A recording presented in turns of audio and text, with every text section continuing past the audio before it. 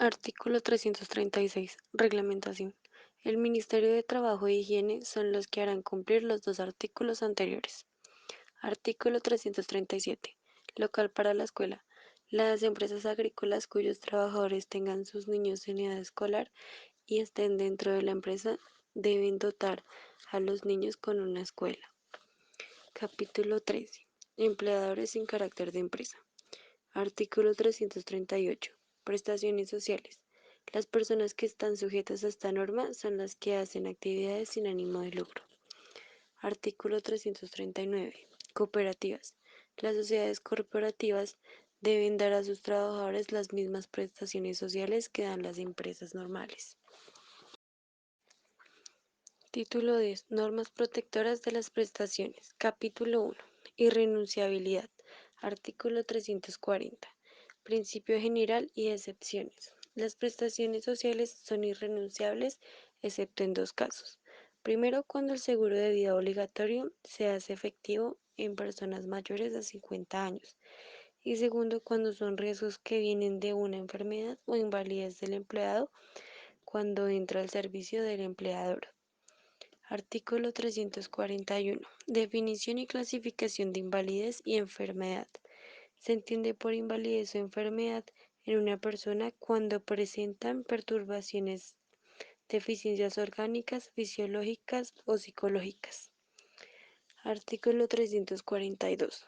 Prestaciones renunciables. El trabajador puede renunciar al auxilio de enfermedad que se le dio por la perturbación causada al hacer sus labores y al mismo tiempo puede renunciar al seguro de vida.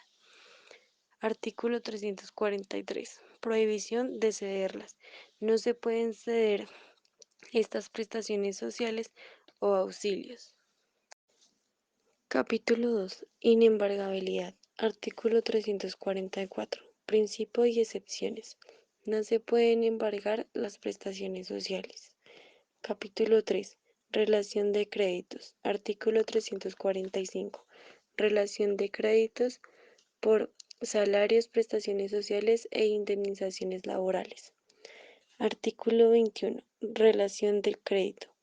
Primero, las prestaciones sociales pertenecen al grupo cuarto de los créditos de primera clase. Segundo, cuando la quiebra imponga el despido de los trabajadores, las prestaciones sociales se tendrán como gastos que deben ser pagados de preferencia por la empresa. Los créditos y los gastos a que se refiere el presente artículo podrán demostrarse por los medios probatorios ordinarios. Artículo 345. Clasificación. Las prestaciones sociales pertenecen al grupo 4 de la primera clase. Capítulo 4. Excepción de impuestos. Artículo 346. Norma general. El dinero recibido por los trabajadores de las prestaciones sociales está excepto de impuestos. Artículo 347. Causavientes o beneficiarios. Para estas personas el impuesto recaerá solo si la suma de las prestaciones sociales excede los 5.000 pesos. Capítulo 1. Único. Artículo 348. Medidas de higiene y seguridad. Las empresas deben establecer espacios locales y equipos que estén acondicionados con la mejor seguridad para sus trabajadores. Artículo 349. Reglamento de higiene y seguridad. Los empleadores que tengan más de 10 empleados deberán tener un protocolo que se ejecutará 3 meses después de dar inicio a las labores. Artículo 350. Contenido del reglamento. Primero, protección e higiene personal de los trabajadores. Segundo, prevención de accidentes y enfermedades. Tercero, servicio médico, sanidad del establecimiento y salas comunes en su caso. Cuarto, prohibición de facilitar alojamiento en edificios de industrias peligrosas o insalubres. Quinto, prohibición de sellos para trabajadores de tiendas, boticas, fábricas, talleres y establecimientos similares. Sexto, cuando se trate de trabajadores con soldaduras eléctricas, las condiciones que deben reunir los locales son los elementos de protección para los trabajadores. Séptimo, normas especiales cuando se trate de empresas mineras y petroleras. Artículo 351. Publicación. Cuando se apruebe el reglamento para la publicación, se colocarán en dos lugares visibles en el lugar de trabajo. Artículo 352. Vigilancia y sanciones. Este artículo previene los remisos y transgresiones de las reglas de los empleadores y empleados y en caso de que éstas sean violadas, colocar la debida sanción. Derecho colectivo del trabajo. Título 1. Sindicatos. Capítulo 1. Disposiciones generales. Artículo 353. Derechos de asociación. Los empleadores y trabajadores tienen el derecho de defender sus intereses a través del sindicato. Artículo 354. Protección del derecho de asociación. Está prohibido atentar contra el derecho de asociación sindical de cualquier persona, y si se atenta contra este derecho serán castigados con una multa de hasta 100 salarios mínimos. Artículo 355. Actividades lucrativas. Los sindicatos no pueden explotar a los negocios o las actividades que tengan como fin un lucro. Artículo 356. Sindicatos de trabajadores. Estos sindicatos están clasificados de la siguiente manera. Están los de empresa, que son personas que ejercen diferentes profesiones o oficios, pero que prestan los servicios en una misma empresa. Los otros son los de industria o por una actividad económica, que están formados por personas que prestan sus servicios en diferentes empresas, pero que están en la misma industria. Y por último están los sindicatos gremiales, que están formados por personas de una misma profesión. Artículo 357. Sindicatos de base. Los sindicatos de base deben afiliar a todos sus trabajadores o personas que quieran hacer parte del mismo, aclarando que no pueden haber dos sindicatos de trabajadores en una misma empresa, y si fuera así, el que mayor número de afiliados tenga acoge a los del otro sindicato. Artículo 358. Libertad de afiliación. Los trabajadores son libres de ingresar y retirarse de los sindicatos si así lo desea el afiliado. Capítulo 2. Organización. Artículo 359.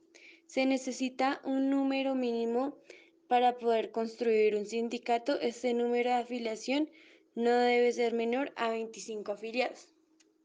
Artículo 360. Inexigible afiliación a varios sindicatos.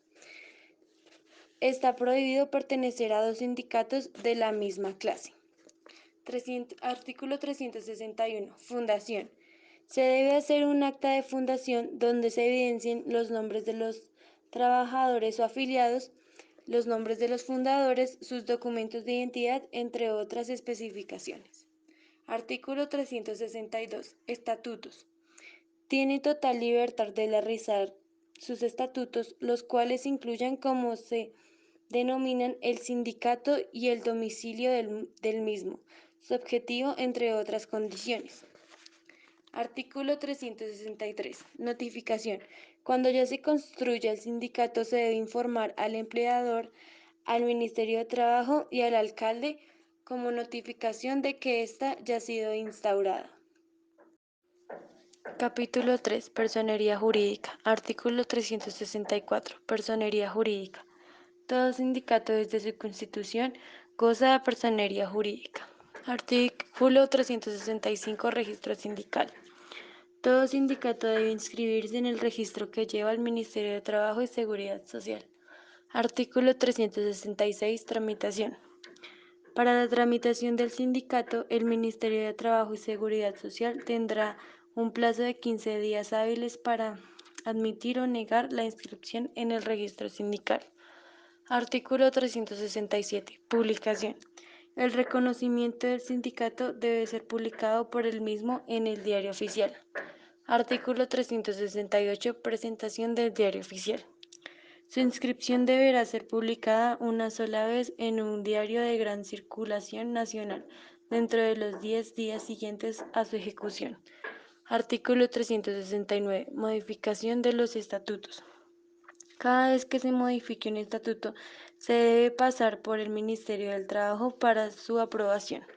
Artículo 370. Validez de la modificación. Ninguna modificación de un estatuto podrá regir ni tendrá validez si no se efectúa su depósito en el Ministerio del Trabajo. Artículo 371. Cambios en la Junta Directiva. Si se hace un cambio en la Junta Directiva del sindicato, debe ser comunicado al empleador, al Ministerio del Trabajo y al alcalde. Artículo 372. Efecto jurídico de la inscripción. Si el sindicato no está inscrito, no podrá efectuar ninguna función. Capítulo 4. Facultades y funciones sindicales. Artículo 373. Funciones en general. Las principales funciones del sindicato son estudiar las características de los salarios, prestaciones, sistemas de protección, entre otros, para procurar su mejoramiento y asimismo mejorar las condiciones de sus asociados, también asesorar a sus asociados para la defensa de sus derechos, promueve la educación y también promueve la creación de escuelas, bibliotecas e institutos técnicos, entre otros. Artículo 374. Otras funciones. Presenta pliegos de peticiones dirigidas a las condiciones de trabajo o a las diferencias con los empleadores, y también sirve para declarar la huelga de acuerdo a lo estipulado en la ley. Artículo 375. Atención por parte de las autoridades y patronos. Las funciones dichas anteriormente se dan para poder entender oportunamente a los representantes del sindicato, sus apoderadores y voceros. Dentro del artículo 376 nos hablan de las atribuciones exclusivas de la Asamblea. Eh, Son de atribución exclusiva de la Asamblea General en algunos casos como el aumento del capital, la reducción de capital, la fusión o absorción, la transformación o el cambio de las reglas o normas del sindicato. Está también la fusión con otros sindicatos y la afiliación a federaciones o confederaciones o el retiro a ellas. Bueno, aquí ya empezamos con el capítulo 5. Entonces, el capítulo 5 nos habla de las prohibiciones y sanciones. Entonces, dentro del artículo 378 nos dicen que la libertad de trabajo hace referencia a los sindicatos, los cuales no pueden coartar directa o indirectamente la libertad de trabajo. Entonces, pues allí básicamente es que ellos no pueden restringir en ningún momento pues la libertad que los empleados tengan. En el artículo 379 nos hablan acerca de las prohibiciones. Entonces se les prohíbe a los miembros del sindicato pues pertenecer en partidos políticos o crear asuntos que tengan que ver con las religiones de los demás integrantes. También se les prohíbe obligar directa o indirectamente a los trabajadores a ingresar en el sindicato o a retirarse de él, pues salvando los casos de expulsión por causales previstas en los estatutos y plenamente comprobadas. También se les prohíbe pues patrocinar o generar actos de violencia frente a las autoridades o en perjuicio de los empleadores o de terceras personas que afecten al sindicato. Dentro del artículo 380 nos hablan acerca de las sanciones. Entonces pues nos dicen que cualquier violación de las normas del presente título será sancionada, y si el sindicato persistiera en la violación, el Ministerio de Trabajo y de Seguridad Social podrá solicitar de la Justicia de Trabajo la disolución y liquidación de aquel sindicato y pues por ende la cancelación de la inscripción en el registro sindical. Y en cuanto a las sanciones a los directores, pues se requiere al sindicato para que pues se apliquen las medidas necesarias al responsable o a los responsables, las sanciones disciplinarias y previstas en los estatutos. En la parte donde nos decían que se les prohíbe, digamos, en cuanto a la política y los asuntos religiosos, pues hace referencia como a crear eh, este tipo de partidos dentro y con los integrantes con los demás miembros del sindicato. Entonces eso está totalmente prohibido. En el capítulo 6 nos hablan del régimen interno. Entonces allí encontramos lo que es el nombre social, la edad mínima para pertenecer a un sindicato, la nacionalidad y las reuniones de la asamblea. Entonces, en cuanto al nombre, nos dicen que ningún sindicato puede usar como nombre social uno que induzca a error o confusión con el nombre de un sindicato que ya exista. Tampoco es válido ningún calificativo de cualquier partido político o religión, ni puede llamarse federación ni confederación. También dicen que el sindicato, dentro de su razón social, debe identificar como la calidad del mismo sindicato. En cuanto a la edad mínima, pues nos decían que pueden pertenecer miembros de un sindicato siempre y cuando sean mayores de 14 años. Y en cuanto a la nacionalidad, no puede funcionar un sindicato cuyo personal no esté compuesto en su totalidad, por lo menos en sus 2/3 partes, por ciudadanos colombianos. Nos dicen que cualquiera que sea la forma de dirección del sindicato, eh, ningún extranjero es elegible para los cargos, pero digamos ya cuando es un cargo de directivo o algo así. Y en cuanto a las reuniones de asambleas, pues se deben reunir por lo menos cada 6 meses. Ya digamos en lo que es el artículo 386, 387 y 388 nos hablan básicamente como de las condiciones para los miembros de la junta directiva. Entonces, pues además de las condiciones que se exijan en los estatutos para ser miembros de la junta directiva de un sindicato, pues se debe ser miembro de la organización sindical, y nos dicen que pues la falta de esta condición invalida la elección para ser un miembro de la junta directiva. También pues una de las condiciones es estar ejerciendo normalmente en el momento de la elección, y que las funciones desarrolladas deben ser ejercidas normalmente por más de 6 meses, o sea, durante 6 meses o más dentro del año anterior.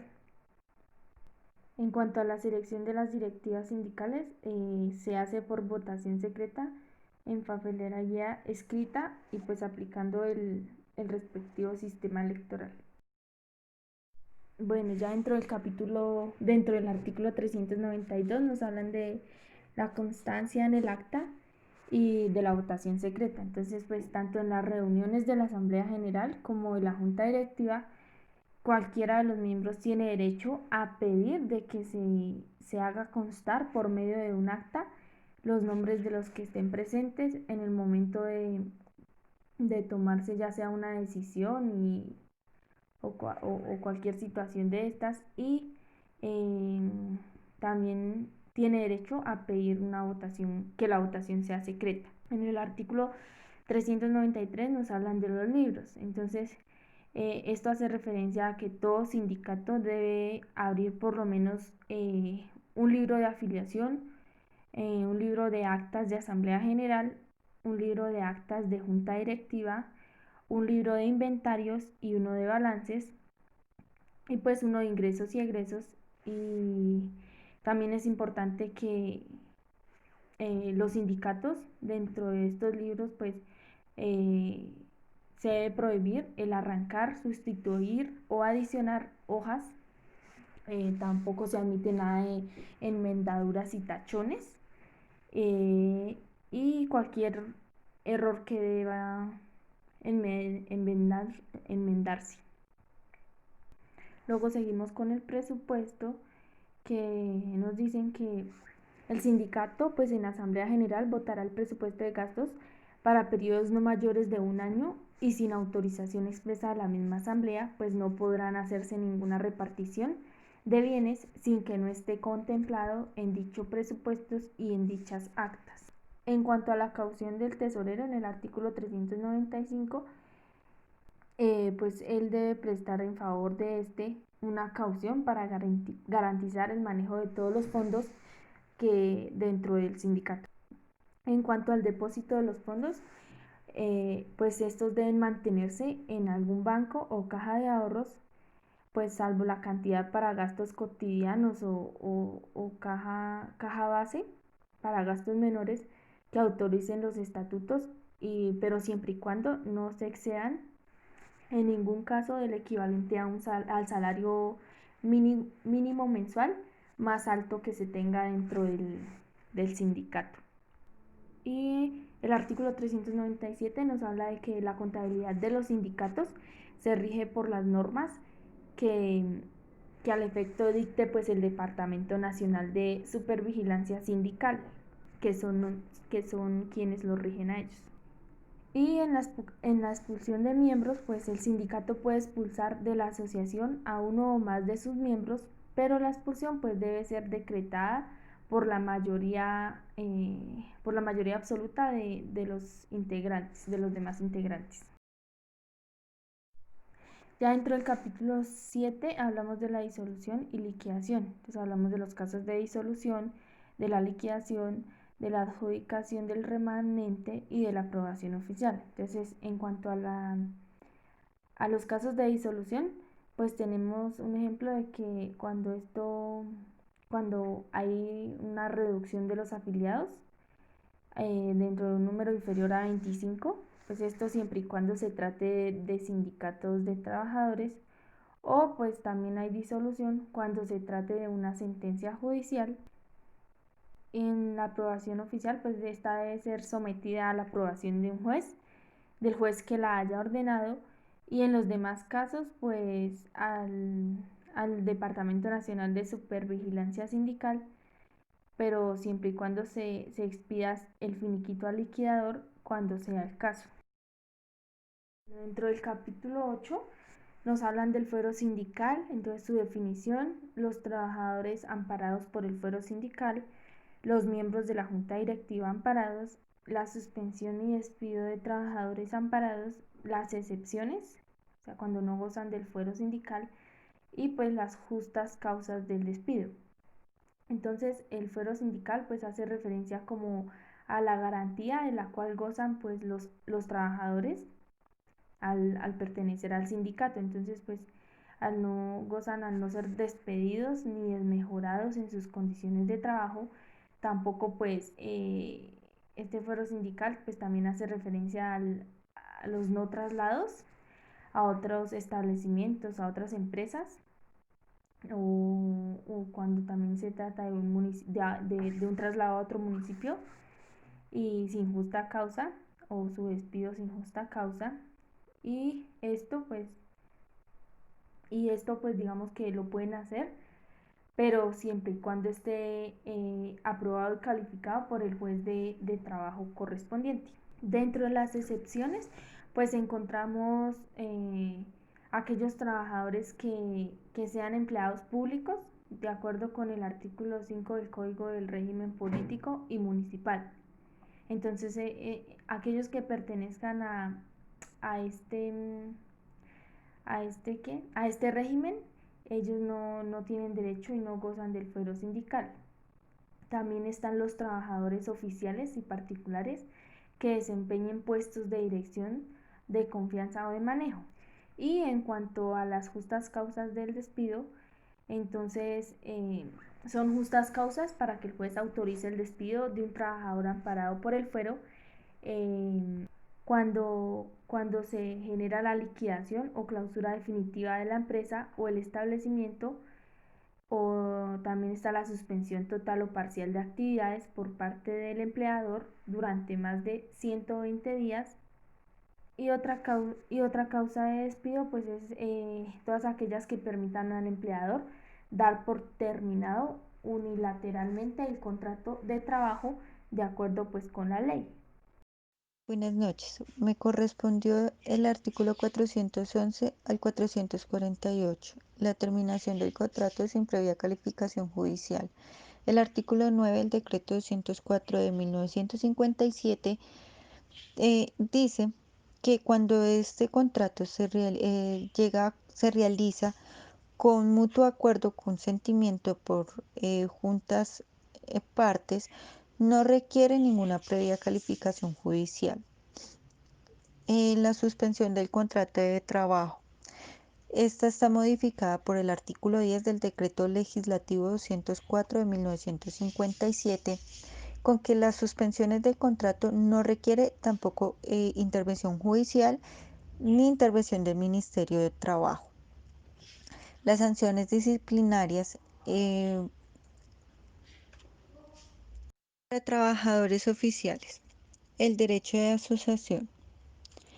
Este derecho tiene como los sindicatos a extenderlo a todos los trabajadores de servicio oficial, con excepción de los miembros del ejército, de los cuerpos o fuerzas de la policía de cualquier orden.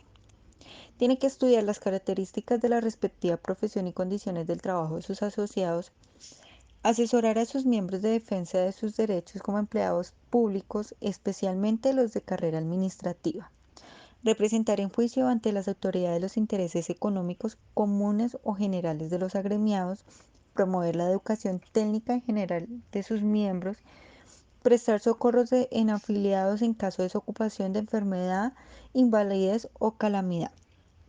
Atención por las partes de las autoridades, en especialmente para los superiores jerárquicos de los asociados, la obligación correlativa de recibir oportunamente a los representantes del sindicato y procurar adecuada solución de sus solicitudes. Federaciones y confederaciones. El derecho de la federación. Tiene el reconocimiento de la personalidad jurídica propia y las mismas atribuciones de los sindicatos, salvo la declaración de la huelga de que competente privamente cuando la ley la autoriza. Funciones adicionales. Esto está en que los miembros del sindicato afiliado, por razón de las decisiones que se adopten, deben resolver las diferencias que ocurran entre dos o más organizaciones federadas. Autorización a los fundadores. Los representantes que estos suscriban el acta de fundación deben estar expresamente facultados por las respectivas asambleas generales. Deben tener un acta de fundación. El acta es donde deben de indicar el nombre, domicilio de la organización afiliada, número y fecha de resolución en el reconocimiento de la personería jurídica, número y la fecha del diario oficial en la resolución fue publicada, los nombres y cédulas de los miembros de las directivas provisional y, si fuera el caso, la empresa o las empresas donde han estado trabajando. Fuero sindical. Son los avisos que se le darán a la misma forma prescrita en el artículo 363 y 371. Junta directiva. Son los que exigen en los estatutos si deben ser miembro activo de una organización afiliada. Y seguimos con la parte de tanto directiva de una federación o confederación. Estos requisitos tienen que ser colombianos, declarado inasequible por la Corte Constitucional, ser miembro activo de cualquier organización, estar ejerciendo normalmente en el momento de la elección, actividad, profesión u oficio, debe saber leer y escribir, tener cédula o tarjeta de identidad. Disposiciones finales. El informe para el ministerio. Este se debe presentar para llevar un control de cumplimiento de las normas, donde esté de una forma detallada sus ingresos e egresos, y se presentan al Ministerio de Trabajo y Supervigilancia Sindical. Disposiciones generales. La definición de la huelga. Está efectuada por los trabajadores de un establecimiento o empresa con fines económicos y profesionales propuestos a sus empleadores. También está la prohibición de huelga en los servicios públicos. Está modificado por el artículo 1 del Decreto Extraordinario 753 de 1956, con el cual el efecto de que estas no lo pueden realizar, que son las que prestan cualquier rama en el poder público, las empresas de transporte y las empresas de acueducto, de energía y de telecomunicaciones, los establecimientos sanitarios de toda clase, tales como hospitales y clínicas, los establecimientos de asistencia social de caridad o, y de beneficencia, todos aquellos que prestan los servicios de la higiene y aseo en las poblaciones, la explotación, elaboración y distribución de sal. Los requisitos. Eh, para realizarlas no se puede tener la suspensión colectiva de trabajo, cualquiera sea su origen, y la reanudación de los trabajos implica la terminación de la huelga. Delegados. Esta se presenta cuando hay un conflicto colectivo. Se debe de escoger o nombrar a un trabajador para el cual represente aquellas peticiones que se están formulando, para que el trabajador que esté llevando el caso o el conflicto en el trabajo debe de estar por más de 6 meses en la empresa y debe de ser muy intachable en su trabajo. Para aquella persona que se niegue a iniciar las conversaciones, será multado con el monto de 5 a 10 veces el salario mínimo mensual más alto por cada día de mora. Esto se va para el Servicio Nacional de Aprendizaje SENA. También será sancionado por las autoridades de trabajo con multas sucesivas de 1.000 a 5.000 pesos por cada día de mora de Instituto Colombiano de Seguros Sociales. Para la iniciación de conversaciones, los trabajadores dentro de 24 horas siguientes será presentación oportuna del pliego de peticiones. En este caso, la iniciación de conversaciones de la etapa de arreglo directivo no puede diferirse por más de 5 días hábiles a partir de la presentación. La duración de las conversaciones está modificado por el artículo 60 de Ley 50 de 1990, el cual la negociación de los pliegos de peticiones está en la etapa de arreglo directivo durante 20 días en el calendario, de acuerdo entre las partes. Si se terminó la etapa de arreglo directivo tienen diferentes puntos sobre algún pliego, por partes suscribirá el acta final que registre los acuerdos y desacuerdos que se tuvieron en esta conversación. La conversación puede durar aquel arreglo durante 15 días hábiles. Si se llega a un desacuerdo, esto quedará registrada en el acta y se tomarán medidas sobre la conciliación a ese desacuerdo. Cuando se llegan las conciliaciones, son las dos partes que se están en aquel conflicto llegarán a un mutuo acuerdo donde todos deben de ser conocedores de las empresas de establecimiento, colombianos y mayores de edad. Los conciliadores deben manifestar durante 24 horas los siguientes avisos que si aceptan o no el cargo. Y la iniciación de labores está derogado por el artículo 116 de la Ley 50 de 1990. Durante esta mediación se trata que el artículo anterior, donde los voceros de las empresas o entidades están sustituyendo total o parcialmente a sus integrantes.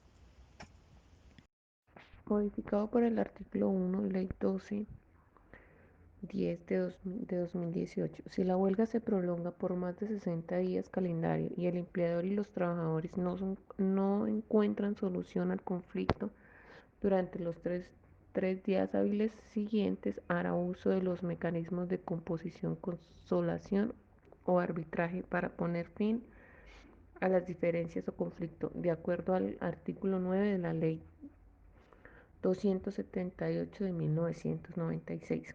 La concertación de políticas laborales y salariales está constituida por 3 miembros encargados de intervenir y facilitar la intervención de los conflictos. Se reúnen con un miembro del gobierno, uno de los trabajadores y uno de los empleadores, bajo la ad honorem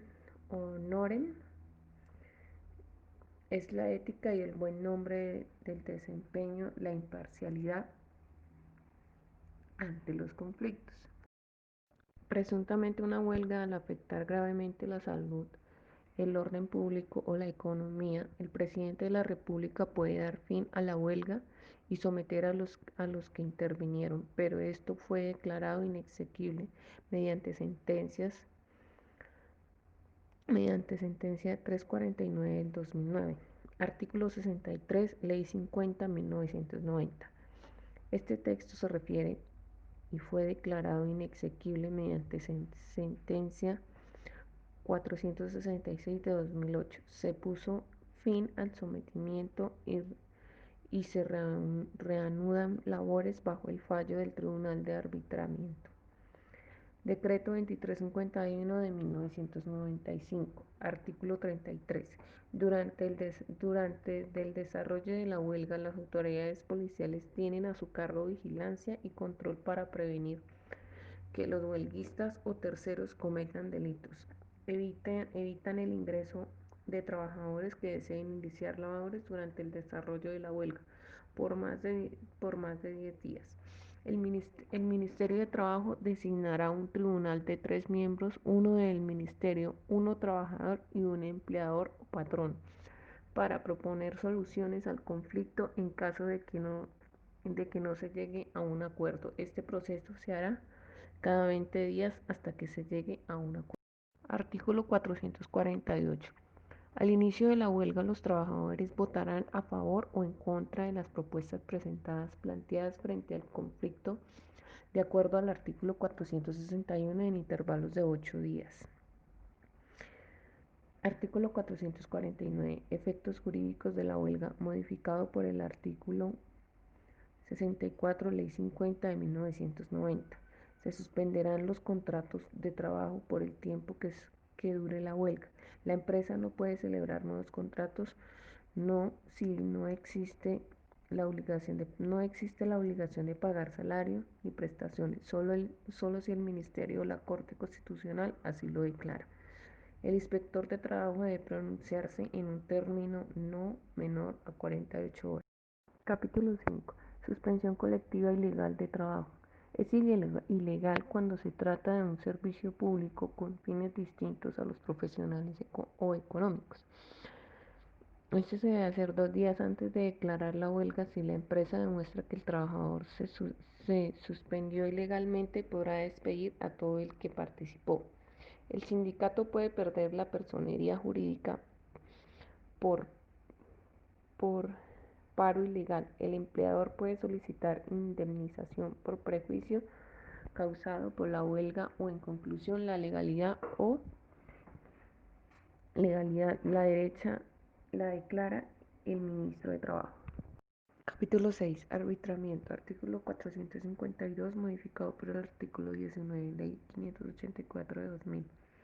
Conflictos sometidos obligatoriamente, conflictos de trabajos de servicios públicos esenciales, trabajadores que optan por este procedimiento según el artículo 444, conflictos de sindicatos monitorios que no son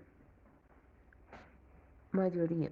Artículo 453. Tribunales especiales modificados por el artículo 1, decreto 25/1956. Los miembros del tribunal serán designados por mayoría de votos. Los árbitros serán designados por el ministerio y tienen 2 días para tomar posesión y entrar en funciones. Los honorarios serán fijados y pagados por el Ministerio de Trabajo al ser una función pública. Artículo 45/54. Personas que no pueden ser árbitros. Los que hayan participado en etapas de arreglo de conciliación, sin importar si es representante apoderado o abogado. Artículo 455. Tribunal de Voluntarios. El arbitramiento voluntario es designado de acuerdo al capítulo 6, 7, 8 del título. En caso de no ponerse de acuerdo, será designado por el Ministerio de Trabajo. No puede hacer suspensión colectiva del trabajo al ser tribunal de arbitramiento voluntario. Capítulo 7. Procedimiento arbitral. No puede deliberar si no están todos los miembros. Artículo 457. Facultades del tribunal. Pueden recolectar información, orden, inspecciones, partes y recibir declaración. Artículo 458. Esta decisión se rige bajo normas vigentes, no puede afectar ninguna de las partes en derechos y facultades. Artículo 459. Término para fallar 10 días, contados a partir de la integración del tribunal. 460. Notificación, la cual se hace personalmente de manera escrita. 461. Efecto jurídico y vigencia de los fallos. No puede exceder a los 2 años y no puede haber suspensión del trabajo durante la vigencia del fallo.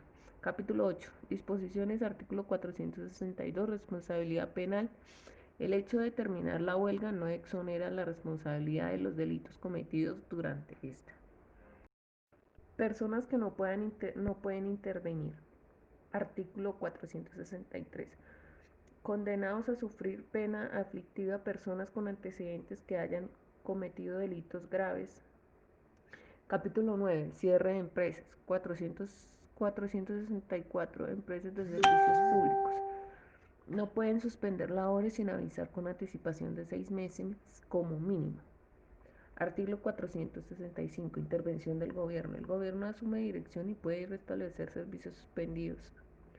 466. Artículo. Empresas que no son de servicio público no pueden suspender labores sin previa autorización del Ministerio de Trabajo y Seguridad Social, informado por escrito. Título 3. Convenciones, pactos colectivos y contratos sindicales. Convenciones colectivas. Mencionado en el artículo 467, definición 468, contenido 469. Forma 470. Campos de aplicación. Menciona funciones, quién participa, quién rige y cuánto dura la convención que celebra un sindicato de trabajadores.